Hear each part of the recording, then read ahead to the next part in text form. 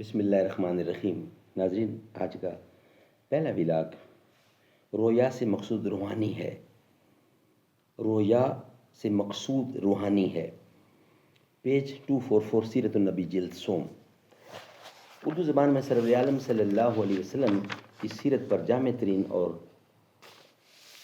بہترین کتاب، اردو زبان میں سرور عالم صلی اللہ علیہ وسلم کی سیرت پر جامع ترین کتاب سیرت النبی صلی اللہ علیہ وسلم۔ رائٹر اس کتاب کے علامہ شبلی نعمانی رحمۃ اللہ علیہ، علامہ سید سلیمان ندوی رحمۃ اللہ علیہ، جلد سوم۔ بسم اللہ الرحمن الرحیم۔ الحمد للہ رب العالمین والصلاة والسلام علی سید المرسلین وعلی آلہ واصحابہ اجمعین۔ کیا میرا تذکرہ جو ساکین باد خاروں کی انجمن میں، تو پیر میں خانہ سن کے کہنے لگا کہ منہ پھٹ ہے خار ہوگا۔ دیار مغرب کے رہنے والوں، خدا کی بستی دکان ہی ہے، کھرا جسے تم سمجھ رہے ہو وہ اب زر کم عیار ہوگا۔ رویا سے مقصود روحانی ہے، لیکن جو لوگ ان میں آشنائے راز ہیں وہ یہ نہیں کہتے کہ وہ ایک عام قسم کا خواب تھا جو ہر انسان تقریباً ہر شب کو دیکھتا ہے، بلکہ وہ اس کیفیت پر رویا کا اطلاق محض مجازی اور انسانی طریقہ ادا کے قصور کے باعث کرتے ہیں۔ انسانی روح اور جسم سے مرکب ہے، انسان یعنی روح اور جسم سے مرکب ہے۔ یہ روح جو جسم سے وابستہ ہے، اس کا یہ تعلق محض عارضی ہے، اور یہی عارضی تعلق عالم نور سے اس کے حجاب کا باعث ہے۔ جس قدر اس تعلق کا رشتہ ڈھیلا ہوتا جائے گا، اسی نسبت سے وہ حجاب اٹھتا جائے گا۔ انسان جب بیداری میں ہوتا ہے تو حواس ظاہری کی مصروفیت روح کو مشاہدہ باطن سے باز رکھتی ہے۔ نیند کی حالت میں کسی قدر اس کو ظاہری مشغولیت سے آزادی ملتی ہے تو اس کو رنگا رنگ کی چیزیں نظر آتی ہیں۔ یہ حالت انسان کی باطنی اور روحانی قوا کی ترقی و تنزل پر موقوف ہے۔ ایک دن تو ہر انسان مر جاتا ہے، یعنی اس کی روح کا تعلق اس کے جسم سے منقطع ہو جاتا ہے، لیکن انسانوں کی ایک صف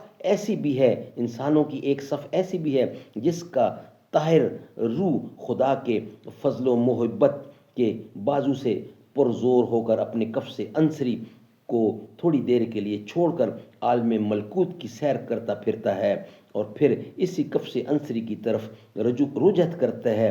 یہی حالت ہے جس کو وہ اپنی محدود زبان میں مجازن رویائے صادقہ یا رویائے نبوت کہتے ہیں، اور اسی عالم کو عالم رویا کے لفظ سے تعبیر کیا جاتا ہے، اور ممکن ہے کہ اسی کو قرآن مجید کی آیت وَمَا جَعَلْنَا الرُّؤْيَا الَّتِي أَرَيْنَاكَ میں رویا کہا گیا ہے۔ یہی وہ دنیا ہے جس میں آنکھیں سوتی ہیں اور دل بیدار ہوتا ہے، اور اس کی طرف وحی کی حدیثوں میں اشارہ ہے، اور ابن ہشام حضرت عائشہ صدیقہ کی طرف سے جو روایت منسوب کی ہے، یعنی حضور انور صلی اللہ علیہ وسلم کو معراج روح کے ذریعے ہوئی ہے۔ ناظرین، یہ حدیث ہے۔ اب انشاءاللہ نیکسٹ ویلاگ میں اس کا بقیہ حصہ آپ کے سامنے رکھیں گے۔ یہ تھا اس کا پہلا حصہ، دوسرا حصہ انشاءاللہ ویلاگ نمبر 2 میں ہم آپ کے سامنے رکھیں گے۔ دل میں سرور دو عالم کی وفا کافی ہے، قلب مستظر کو مدینے کی دعا کافی ہے۔ جتنے بیمار شہ طیبہ ہیں ان سے کہہ دو لب پہ بس صلی اللہ کافی ہے۔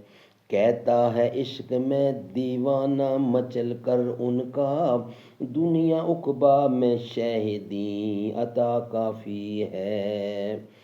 جتنے غدار جہاں میں ہیں میرے آقا کے، صرف ان کے لیے ایک نام محمد کافی ہے۔ اگر پیارے آقا کا اسوہ نہ ملتا تو جینے کا کوئی طریقہ نہ ملتا۔ منور نہ ہوتا یہ سارا زمانہ، جو صحرائے طیبہ کا صدقہ نہ ملتا، نہ ہوتا اگر فضل رب العلا، ہمیں مصطفیٰ کا زمانہ نہ ملتا۔